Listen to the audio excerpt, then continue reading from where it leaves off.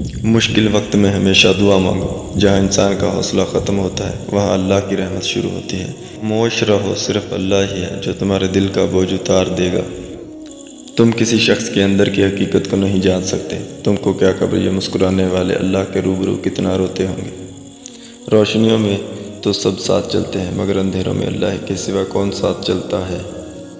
اگر اللہ تمہیں وہاں نہیں لے کر گیا جہاں تم جانا چاہتے ہو تو یقین رکھو بہتر ہوگی ہر وہ جگہ جہاں تمہیں وہ اپنی مرضی سے لے جائے گا۔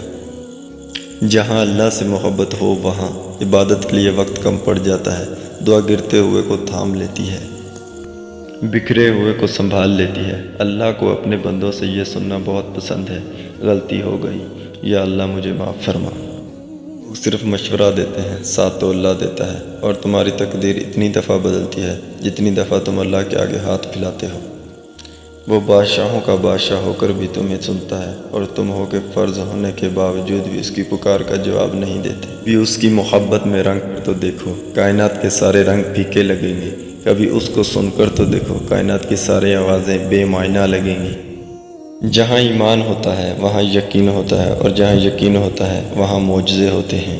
منزلیں چاہے کتنی ہی اونچی کیوں نہ ہو، راستے ہمیشہ پیروں کے نیچے ہوتے ہیں۔ کتے بھونکتے ہیں اپنا ہونے کا احساس دلانے کے لیے۔ جنگل کا سناٹا شیر کی موجودگی بیان کرتا ہے۔ اگر راستہ خوبصورت ہے تو معلوم کرو کس منزل کو جاتا ہے، لیکن منزل خوبصورت ہو تو راستے کی پرواہ نہ کرو۔ اگر آپ دنیا میں کامیاب ہونا چاہتے ہیں تو پہلے ناکامی کا استقبال کرنے کا حوصلہ پیدا کریں۔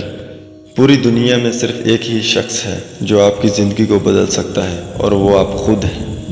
وقت گہرے سمندر میں گرا ہوا موتی ہے جس کا دوبارہ ملنا ناممکن ہے۔ اس دنیا میں اگر آپ کا رشتہ اللہ سے مضبوط ہے تو کوئی بھی شے آپ کا کچھ نہیں بگاڑ سکتی۔ مکڑی کا جال اگر یکجا ہو جائے تو وہ شیر کو بھی جگڑ دیتی ہے۔ رشتے دل سے بنتے ہیں، باتوں سے نہیں۔ لوگ بہت باتوں کے بعد بھی اپنے نہیں ہوتے، اور کچھ خاموش رہ کر بھی اپنا پن جتاتے ہیں۔